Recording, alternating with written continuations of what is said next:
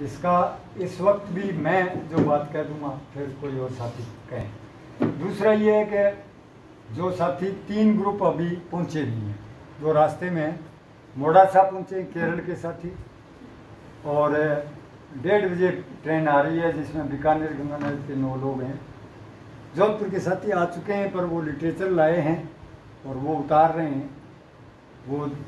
वो पूरा मतलब जो इस मीटिंग का जो हमारे साथियों ने जो फैसला किया कि हमारी जो थ्योरी है मॉडल है, सराफ साहब ने उसको मॉडल कहा, और उसके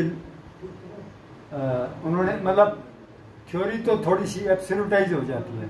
हालांकि पुराने वक्त में चाहे मार्क्सवाद एडम स्मिथवाद थ्योरियाँ ही कहते रहे किसी भी मॉडल को, साबित तो इतिहास में यही हुआ कि हर विचारधारा अपने समय में प्रासंगिकता के रोल अदा किया, समय के साथ फिर बदलाव करना पड़ा। तो वो थ्योरी फिर कुछ लोग कहने लगे कि थ्योरी तो कभी एब्सोल्यूट होती है, वो एब्सोल्यूट नहीं होती है। आदमी जाति अपनी समय के मुताबिक, अपनी समझ के मुताबिक, हर युग में कोई युग की विचारधारा आती है। जैसे ये 200-250 साल से जिसको हम पूंजीवादी भी कह रहे हैं, कॉरपोरेट पूंजीवाद कह रहे हैं, ये इसकी एक विचारधारा है जिसको चाहे एडम स्मिथ रिप्रेजेंट करे या और भी बहुत सारे हैं। एडम स्मिथ मेन है, और फिर मार्क्स भी आए पर वो भी मोर और लेस ज़्यादा परिवर्तन नहीं कर पाए, रेलिवेंट रहे कुछ वक्त, और वो एडम स्मिथवाद ये सारा अब कॉरपोरेटवाद जो है चल रहा है।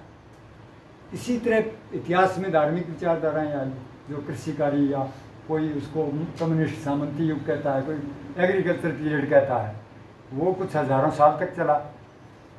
हर वक्त विचारधारा यानी हर युग का कोई विचारधारा, कोई नक्शा मोटा बनता है, मानव जाति बना के उस नक्शे के मुताबिक आगे चलती रही। अब इन्होंने ये प्रचार कर दिया कॉरपोरेट में कि ये पोस्ट थ्योरी युग आ गया है। अब थ्योरी नहीं है, थ्योरियाँ तो मतलब जैसे कोई बेकार ही थी, मार्क्सवादी बेकार था, एडम स्मिथ बेकार था, क्या कर लिया, मौत के तो किनारे पहुंचा दिया। इसका मतलब थ्योरियाँ तो बकवास हैं, थ्योरियाँ नहीं।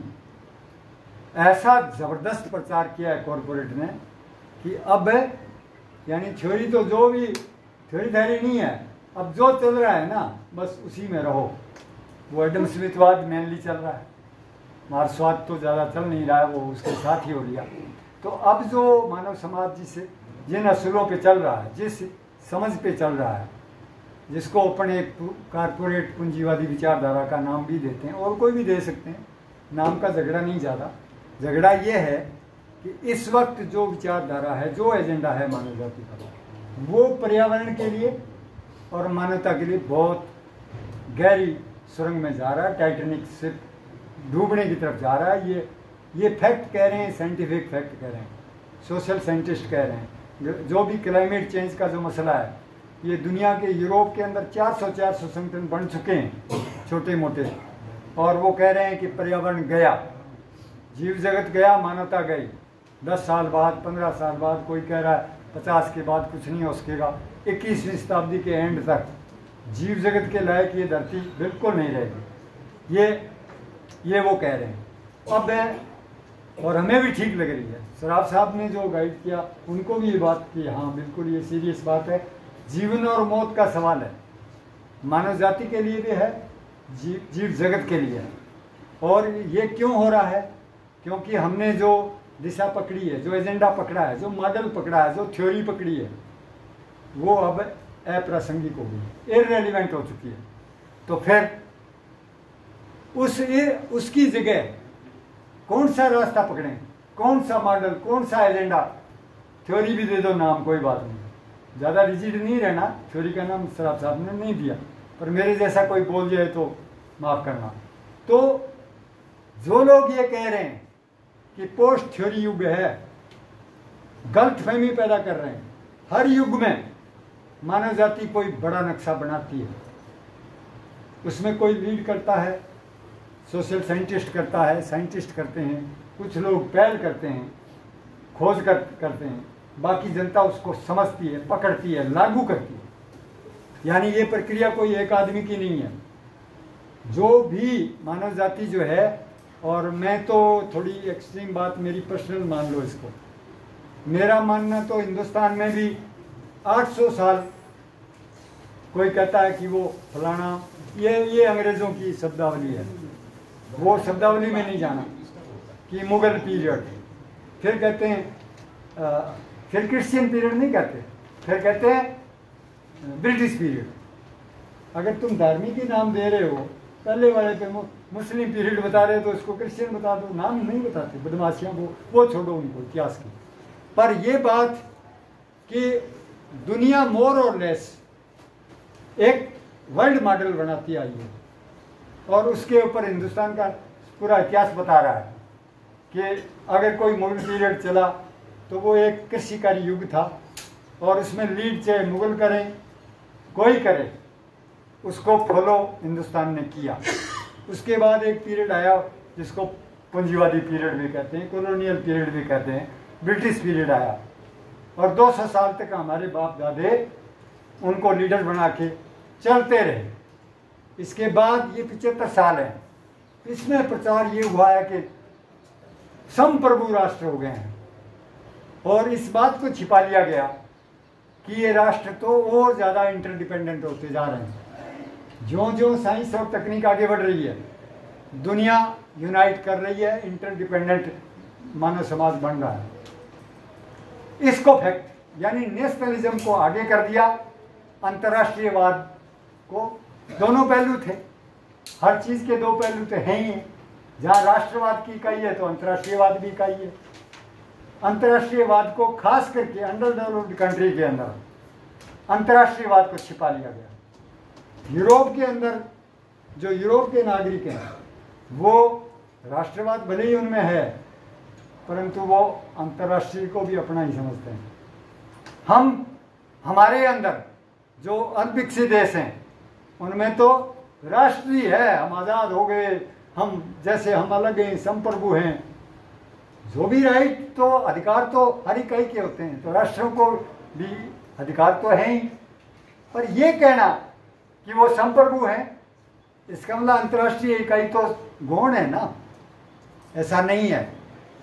इंटरडिपेंडेंस बढ़ती गई है इतिहास में, और अब बहुत ज़्यादा बढ़ गई है, और जितना महत्व राष्ट्रीय इकाई का है उससे कम किसी भी हालत में अंतर्राष्ट्रीय इकाई का नहीं है।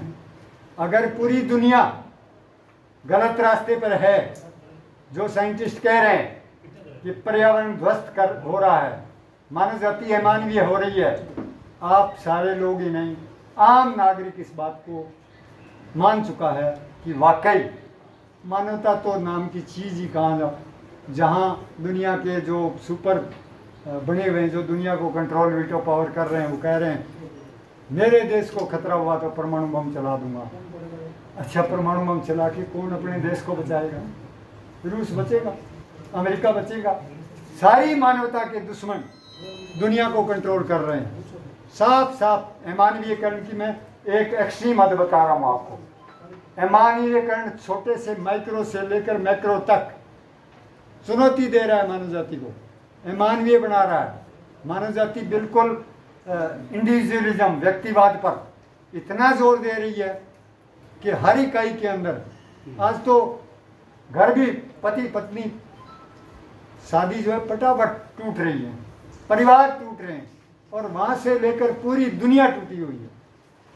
कोई राष्ट्रवाद के नाम पर, कोई महाशक्तिवाद के, अंतर्राष्ट्रीय गुटबाजी के नाम पर, कोई जातिवाद, कोई सांप्रदायिकता, यानी किसी भी नाम पर टूटन की जो प्रक्रिया है उसको प्राइमरी बना दी गई है। जबकि हकीकत यह है प्रकृति की कि हर चीज़ अगर अलग अस्तित्व रखती है तो हर चीज़ दुनिया ब्रह्मांड के साथ एकता में रहती है। दोनों पहलू हैं, हेड है तो टेल भी है। कोई भी दुनिया की इकाई अपनी विशिष्टता रखती है, अलग होती है, पर वो कोई भी विशिष्ट इकाई दूसरी इकाई के साथ जुड़ी हुई है, अंतर्निर्भर है, इंटरडिपेंडेंट है, इंटरएक्टेड है।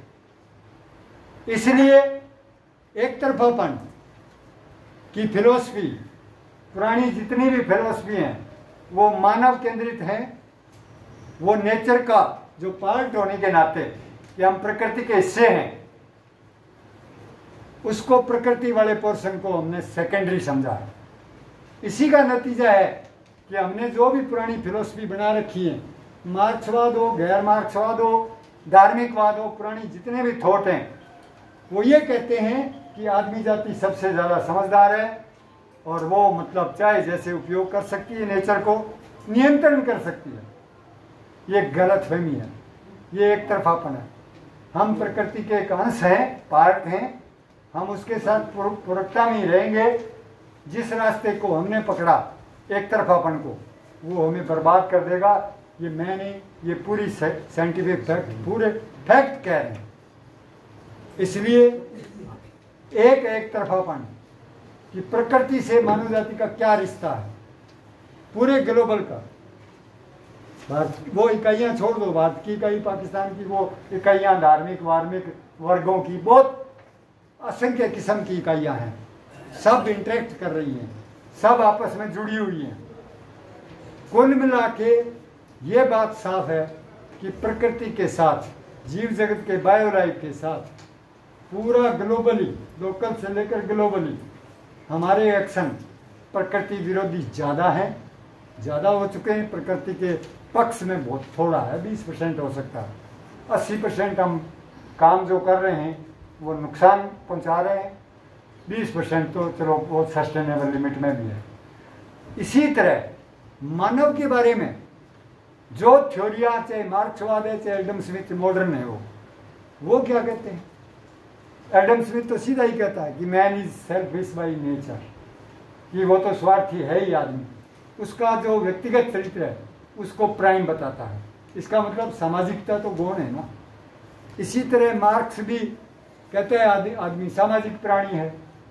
फिर कहता है कि नहीं, जो मजदूर वर्ग है वो ज़्यादा सामाजिक है क्योंकि उसके पास कोई संपत्ति नहीं होती। तो इसका जवाब नहीं मिलता कि आदमी अगर सामाजिक प्राणी है तो ये पूंजीपति शोषक कहाँ से आ गया। सरवारा वर्ग फिर ज़्यादा ही सामाजिक है, फिर उसमें कम्युनिस्ट पार्टी और ही ज़्यादा सामाजिक है, फिर पॉलिट ब्यूरो कम्युनिस्ट पार्टी का, वो तो बस पूरा ही सामाजिक है। और फिर ये जो परमाणु बम चलाने को तुले हुए हैं, पुतिन, जिनपिंग, जो भी है, बिडेन भी शामिल है, ये सारे ही एक हैं। ये तो खुदा है, ये तो भगवान जितना सामाजिक होता है इतने सामाजिक है। इसका मतलब है कि मार्क्सवाद में तो जो आदमी का करैक्टर है वो तो दो तरफा है। प्रकृति ने जो बनाया है कि मैं एक आदमी हूं तो मुझे मेरी नींद लेनी पड़ेगी, मेरी रोटी खानी पड़ेगी, मैं बीमार हुआ तो मैं दवाई लेनी पड़ेगी। मैं किसी मेरे निकट नियर डियर को थोड़ी कह सकता हूँ कि मेरे हिस्से की नींद ले लो, मेरे हिस्से के रोटी खा लो, दवाई ले लो। ये तो बायोलॉजिकल प्रक्रिया जैसे दूसरे जीवों की हमारी भी है। ये तो है हमारी इंडिविजुअल पक्ष, बायो पक्ष। दूसरा पक्ष हमारा क्या है कि मानव समाज जो है वो और जीवों की तुलना में उसके पास शायद मतलब हथियार कम थे, तो सुरक्षा का जो सवाल पैदा हुआ उसमें और जीव ज़्यादा मजबूत हमसे प्रकृति में नज़र आते हैं प्राकृतिक दृष्टि से। हम उस दृष्टि से शायद कमज़ोर थे। ये चलो डिस्कशन का विषय है। और उसकी वजह से हमने क्या है, माइंड से बचने की कोशिश की। तो उसके लिए हमने साइंस का ज्ञान या टेक्नोलॉजी भी बनाई और आपस में समाज का गठन, गण कबीले बनाए, फिर राजाओं की रियासत बना ली, देश बना लिए, अब दुनिया ग्लोबल एक समाज बना लिया। अब ये इससे हम ताकतवर हो गए। ये निश्चित है कि हमारे पास टेक्नोलॉजी है, हम सामाजिक तौर पे ज़्यादा संगठित हो गए हैं और जीवों की तुलना में ताकतवर हो गए हैं। तो हम अब गुंडे नहीं, हम तो खुदा ही बन गए। जीव जगत के लिए हम खुदा हैं। किसी शेर को हम रखेंगे या नहीं रखेंगे, किसी गाय भैंस को रखना है कि नहीं रखना है, पक्षी को रखना है कि नहीं रखना, ऐसे उलट काम हमने किए विकास के नाम पर कि तबाह कर दिया है बायोलाइफ को। 1970 के बाद 70 में जितनी बायोलाइफ थी 70% बायोलाइफ खत्म कर दी, कम कर दी, 30% बची है। वनस्पति के क्षेत्र में पशु जो हम पालते थे, जो जीव जगत जंगल में था, जो समुद्रों में जो जीव थे, जीवधारी थे, ये सारे के सारे, इवन प्रकृति की बायोलाइफ में वनस्पति जो है उसका भी हमने लगभग इतना ही, थोड़ा percentage. World wild life fund देखो, आप खोलो, आपको जवाब मिलेगा कि हमने 70 के बाद जो प्रोग्रेस के नाम पर विज्ञान का जो दुरुपयोग किया है, और इस वक्त तो दुरुपयोग की द्वार खुल गया है। दुनिया की सारी सरकारें हथियार बनाओ, परमाणु बम बनाओ, परमाणु। अरे भैया, मरना है किसी को, व्यक्तिगत मरना हो, हम तो किसी को नहीं कहते ना मरे कोई, पर अगर मरना ही हो, पुतिन को मरना ही हो, बिडेन को मरना हो, मोदी को मरना हो, तो भाई हम रो लेंगे इनको, जहर खा के मर लो। दुनिया के 8 करोड़ आबादी, 7 करोड़ आबादी के ऊपर तुम परमाणु हथियार की तैयारी कर रहे हो, चलाने की बातें कर रहे हो, ये तुम्हारी हिमाकत कैसे हुई? ये बताओ। कोई पूछे, कोई कहता है अमेरिका से मेरे को क्या लेने देना। अमेरिका मेरे जीने मरने का फैसला अमेरिका कर रहा है, चीन कर रहा है, रूस कर रहा है, मोदी करे या ना करे। अब वो किसका है, क्या है वो? मैं तो कहता हूं अमेरिका की सरकार मेरी दुश्मन है कि मेरी ही एक सरकार है मानव जाति की। वोट से अमेरिकन नागरिकों ने डाले हों, पर मेरी नहीं है तो मुझे मारेगी या जिंदा रखेगी, फैसला वो कैसे कर रही है? दुनिया हमारी है, इस बात को समझना पड़ेगा। और ये ऐसे नहीं समझी जा सकती। जो थ्योरियां हमें पुरानी, जो मॉडल हमें बांधे बैठे हैं, हमारे आइडियाज को बांधे बैठे हैं, संकीर्ण किए बैठे हैं, वो चाहे मार्क्सवाद हो, 125 थ्योरियां हमारे, हम डॉक्यूमेंट को उसको यहाँ डिस्कशन करवाना चाहते थे, पर 115 या 16, पता नहीं, मुझे एग्जैक्ट याद नहीं है संख्या। इतनी थ्योरियां तो दुनिया में चल रही हैं, जिनका सार सराफ साहब ने 1-1, 2-2 लाइन में दिया। अब उस डॉक्यूमेंट को करो तो 15 दिन लगते हैं। फिलोसफिकल करना तो पड़ेगा हमें, पर इस मीटिंग में, 4 दिन की मीटिंग में संभव हमें नजर नहीं आया। इसलिए पहले हमने सोचा था कि 3 डॉक्यूमेंट पढ़ेंगे।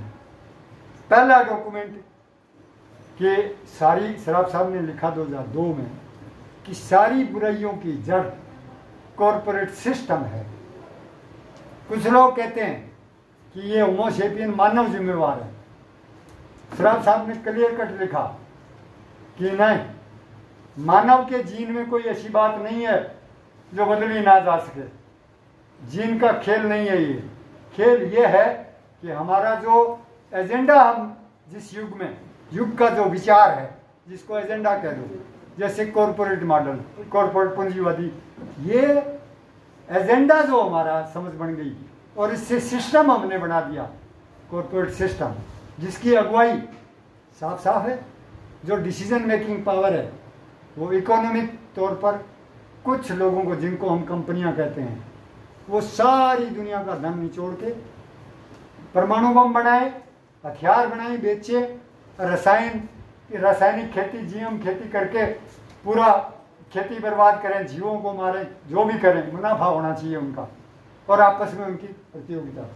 सारा कंट्रोल मानव जाति ने उनको सौंप दिया, कॉरपोरेट बना दिया, और कोऑपरेटिव तरीके से, डेमोक्रेटिक तरीके से हम दुनिया के ज्ञान को, विज्ञान को कैसे ऑर्गेनाइज करें, इसको क्यों पिछड़ गए, ये डिस्कशन का विषय भी अभी ना कर पाए 4 दिन में।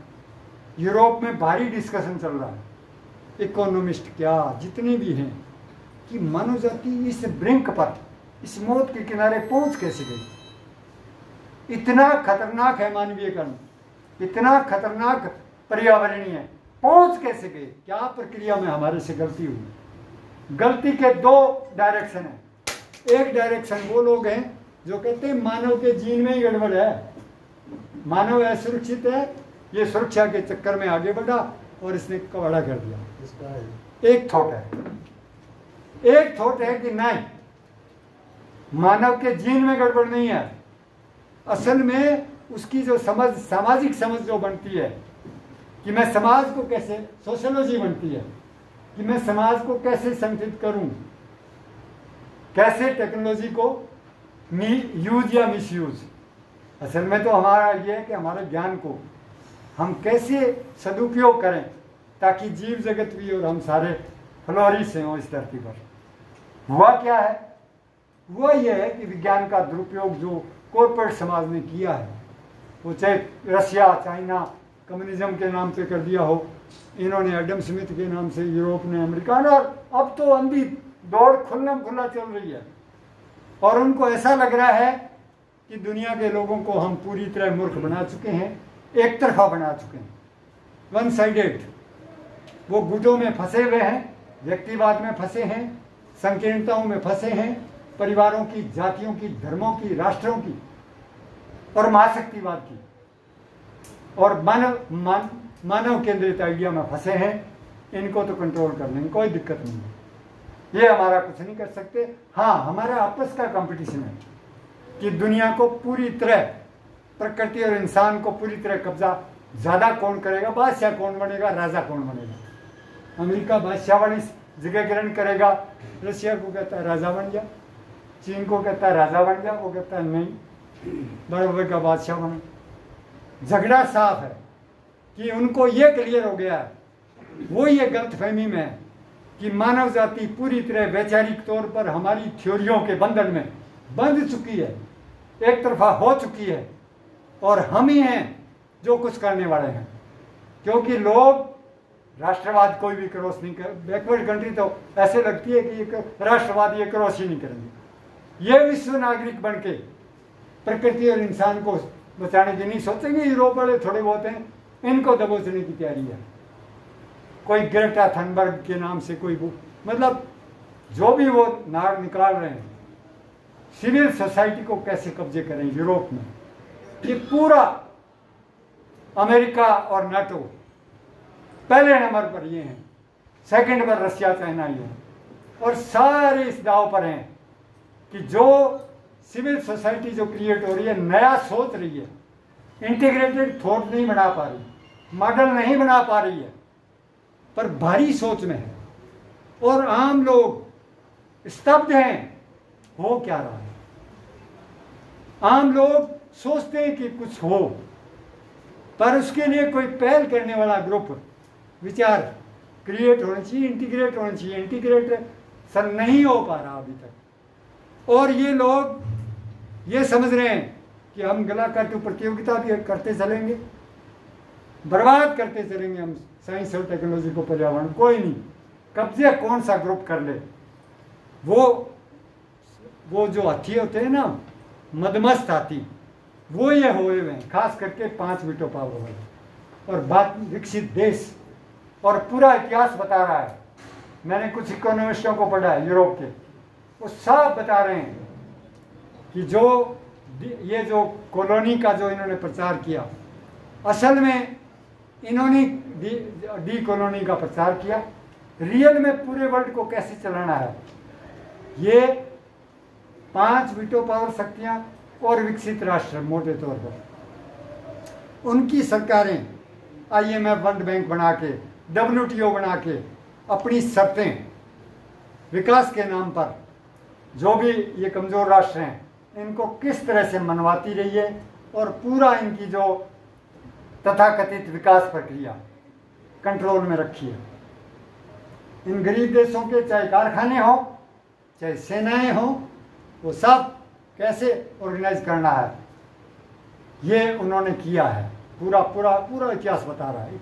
चाहे उनकी इकोनॉमिक्स पढ़ो, हिस्ट्री पढ़ो, ये यूरोप के जो थिंकर हैं, जो सोच रहे हैं कि हम बर्बाद हो रहे हैं, धरती पर जीवन नष्ट हो रहा है, वो लिख रहे हैं। और उनमें उनका थॉट ये है कि आदमी के जीन में नहीं है गड़बड़, जो गड़बड़ है वो थॉट के एक तरफापन में है, हमारी थ्योरी में, हमारी सोशियोलॉजी में है, और उसके आधार पर जो हम समाज गठन कर बैठे हैं उसमें है।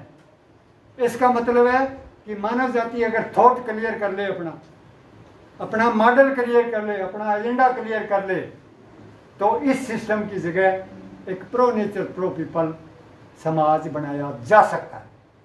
ये वो लोग हैं, और ये क्रिएट हो रहे हैं पूरी दुनिया में। समझ चाहे इंटीग्रेट हो या ना हो, और मेरी पर्सनल विचार भी है और मेरे विचार से NSCPM के साथियों का विचार भी है कि सराफ साहब ने मोटा नक्शा, मोटी थ्योरी उन्होंने नाम नहीं दिया, उन्होंने मॉडल दिया, उन्होंने दी हुई है। ये नहीं है कि एब्सोल्यूट कुछ भी नहीं होता, उसमें माने जाती जन आंदोलन अगर बनेगा प्रकृति और इंसान को बचाने के लिए तो लोकल से ग्लोबल बनेगा, राष्ट्र तक नहीं रुकेगा। और वो उसका जो मोटा नक्शा है वो सराफ साहब की राइटिंग्स में है और वो उसका हम प्रचार नहीं कर पाए, हम उसको दुनिया के फेंक नहीं पाए, ना हमने मॉडर्न साधन यूज़ कर पाए। सराफ साहब के कुछ लोगों ने, अनिल वगैरह ने कुछ मेहनत की है, कुछ वेबसाइट पे डालने की कोशिश की, कुछ तो हुआ पर वो कुछ नहीं है, वो ऊँट के मुंह में जीरा। यानी सच बात यह है कि हमारा ग्रुप जो हमें थ्योरी दुनिया तक किसी तरह पहुंचानी थी उसमें हम अटरली नाकामयाब रहे हैं अभी तक। और उसका रीज़न कई हो सकते हैं। ये भी हो सकता है कि हम थ्योरी को नहीं, मेरे विचार से हम थ्योरी को भी ठीक ठाक नहीं समझ पाए, प्रैक्टिस भी नहीं कर पाए। और संगठन तो खैर, मैं तो ग्लोबल, अगर लोकल बनाना और ग्लोबल बनाना दोनों नहीं जुड़ते तब तक मैं तो ये सोचता हूँ कि ऑर्गेनाइजेशनली तो मुझे जीरो लगता है। अगर एक तरफा कोई काम मैं भी करता हूँ तो जीरो ही है, कुछ नहीं बढ़ेगा। बढ़ेगा तो टू साइडेड मोशन है, बढ़ेगा तो लोकल भी कुछ थोड़ा बढ़ेगा, ग्लोबल भी हमारी विचारधारा जाएगी और वो फिर मोमेंटम बहुत तेज़ हो सकता है, वो मानव जाति के सामने कोई रास्ता दे सकता है। वक्त बहुत थोड़ा है, 10 साल के अंदर इरिवर्सिबल पोजीशन आने जा रही है। 2100 के बाद तो खैर बायो लाइफ के लायक की धरती नहीं रहेगी, वैसे 50 के बाद भी नहीं रहेगी। इसलिए वक्त थोड़ा है, हम बहुत अयोग्य हैं, पर हमारे पास एक थॉट है, मैं भी सोचता हूँ, आप भी सोचते हैं। इस थॉट को जो डिफरेंट साथी काम करते हैं, सापा काम कर रहा है, युवा भारत, कितने संगठन हैं, उनसे हमारे संपर्क हैं, सार्क लेवल पे भी हैं, इंडिया में भी हैं। और मतलब हमारे दिमाग में ये बात आई कि कम से कम 2-3 डॉक्यूमेंट सराफ साहब के हम भी पढ़े, हम भी और उसको गहराई से थोड़ा समझे होते तो शायद कर लेते। किसी को भी गलतफहमी, मेरे को भी हो सकती है, मैं सराफ साहब को समझता हूँ, गलतफहमी है। ये गलतफहमी अपनी हटानी है। अपने को जो NSCPM के साथी हैं उनको तो अध्ययन बहुत करते रहे, 30 साल से कर रहे हैं। ये नहीं मैं किसी का कहता कि सराफ साहब को पढ़ा नहीं है, पर मेरे समझ में ये आता है कि जितनी बार पढ़ो वो और गहराई समझ में आती है। इसलिए उनको पढ़ते रहना, उनको वो तो बहुत ज़रूरी है ही है। और उसको कैसे हम संगठनात्मक तौर पर लोकल से लेकर ग्लोबल तक कैसे इसको प्रचारित करें, ये चुनौती उससे भी ज़्यादा गंभीर है हमारे लिए। और जो मित्र संगठन है उनको धीरे धीरे सागरधारा कल आ रहे हैं, मतलब हमें धीरे धीरे डर लगता है कि किसी को सहदे उनको, किसी को ये कहते हुए, पर मैं ऐसा ब्लंट आदमी हूँ कि मूर्खता जो मेरे को कोई पागल भी समझ ले। मैं कहता हूँ कुछ नहीं करोगे, थ्योरी पढ़ो, ही सराफ साहब का नहीं पढ़ते तुम कुछ नहीं कर पाओगे। मैं मतलब एक्सट्रीम जोर देता हूँ बात पे। बात ये है कि ये मीटिंग जो बुलाई गई है, ये चाहे शशिकांत हो, सागरधारा हो, आप जितने, कोई आप अपने आप को NSCPM माने ना माने, उसका कोई झगड़ा नहीं है। झगड़ा ये है कि यहाँ जो भी साथी पहुँचे हैं वो सराफ साहब के 2 डॉक्यूमेंट आपको डिस्कशन करवाएंगे। पहला तो जो वो डॉक्यूमेंट थोड़ा बड़ा है, वो डॉक्यूमेंट आज स्टार्ट, सब आ जाएंगे तब शुरू करेंगे। वो लगभग मेरा अंदाज़ा है कि 4 बजे से स्टार्ट हो पाएगा, उससे पहले साथी आ नहीं रहे ना, 2-3 ग्रुप। उसके बाद उस डॉक्यूमेंट को बाकायदा पढ़ना शुरू करेंगे और उसमें शायद 2 ग्रुप तो अपने को बनाने पड़ेंगे। एक इंग्लिश का, एक साथी जो इंग्लिश में, क्योंकि केरला के साथी हैं उनको दिक्कत आएगी, हिंदी नहीं समझेंगे, इसलिए एक जो है वो इंग्लिश वाला रीडिंग करेंगे कुछ साथी जो अपने में से जो इंग्लिश को ज़्यादा बाधा नहीं समझते वो उनका तो वो हो जाएंगे। मेरा लगता है मुझे 15-20 साथी तो वो हो जाएंगे। वो एक कल तक वो जो डॉक्यूमेंट है उसको एक खाका बनाया, वो आपके सामने आ जाएगा कि कैसे अपने को ग्रुपों में पहले डिस्कस करना है, उसको पढ़ना है। वो उसमें जो भी डिस्कशन होगा उसमें सवाल खड़े होंगे। वो फिर जो दूसरा ग्रुप है हिंदी वाला वो भी सोच सकता है कि क्या एक ग्रुप में पढ़ना है, विचार मत करना है तो कर सकते हो, 2-3 ग्रुप बनाने हो तो बना सकते हो, पर वो फिर आपको सोचना है। वो मतलब ये है कि कल शाम रात तक सोने तक पहला डॉक्यूमेंट डिस्कशन किया जाएगा, पढ़ा जाएगा। उसमें जो भी सवाल या सहमतियाँ होंगी वो फिर सामूहिक सांझे में पूरी करके हमें सोना चाहिए कल 21 तारीख की शाम तक। फिर डॉक्यूमेंट आ जाएगा 22 तारीख को। छोटा डॉक्यूमेंट है वो 2-4 पेज का है, सही और गलत में भेद का सवाल। वो मेरे विचार से 2-3 घंटे में अपन कर सकते हैं, उसको टाइम इतना ही मिलेगा। उसके बाद जो 22 की डेट आ गई उसमें खेती किसानी का सवाल और क्लाइमेट चेंज का सवाल या दोनों का रिश्ता, ये विषय जो है इसमें एक तो सागरधारा आई है, सुखदेव जी बैठे हैं, ये हमें इन दोनों विषयों को मतलब शुरुआत करवाएंगे। हमें जितना पहले, क्योंकि ये हमसे ठीक ठाक जानकार हैं, ये खेती के क्षेत्र में, वो क्लाइमेट के क्षेत्र में, तो उनको पूरा टाइम दे के अपन इनकी एक सेमिनार इनकी सुनेंगे। और हमारा तो सोचा तो टेंटेटिव ये है वो, हालांकि कि 3 बजे हम बाकी भी जो उदयपुर में 15-20 लोग जो लर्नेड हैं उनको कहें कि उस सेशन को तो आप अटेंड करें, जिसमें पहले शुरुआत कर देंगे और उसके बाद फिर और साथी भी बोलेंगे, तो वो एक सेमिनार हो जाएगी।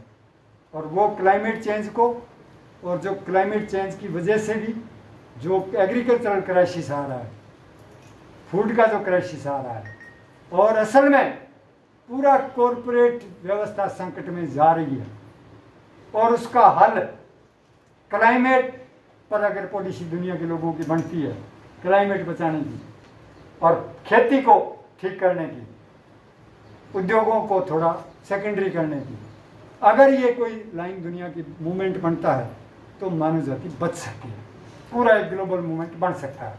फिर इसके बाद 22 की नाइट में अगर टाइम लगा दो तो एक बात की, जो बचे कुछ ही हालात हैं दुनिया के, महंगाई बढ़ रही है, आंदोलन हो रहे हैं, हाहाकार मचेगा गरीब देशों में, और इस हाहाकार को जो कंट्रोल करने की कोशिश कर रहे हैं जो कॉरपोरेट ताकतें, खास करके अमेरिका और नाटो, और सेकंड नंबर पे रूस चीन, ये चाह रहे हैं कि आपदा को अवसर में बदल दो।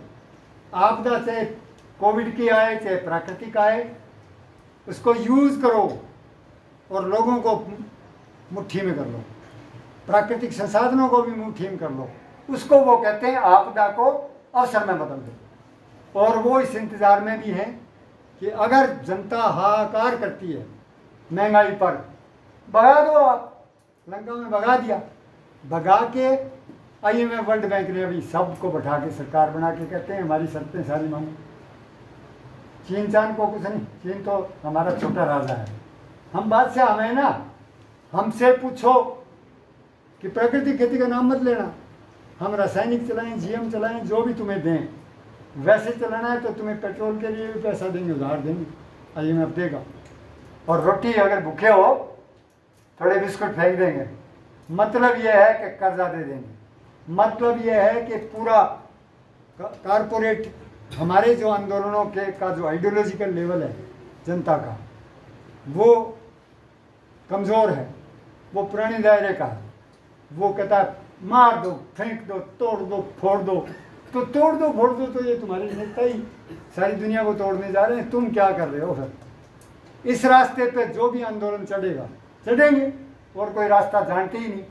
इसका फायदा कॉरपोरेट ताकतें करेंगी और पूरा नियंत्रण कायम करेंगी, मुर्गे बना देंगी। इसलिए अगर हमने समझ पैदा नहीं हो सकी विश्व के आंदोलनों को, तो कारपोरेट का अल्टरनेट नहीं बनेगा और कारपोरेट बिल्कुल काबिज होगा।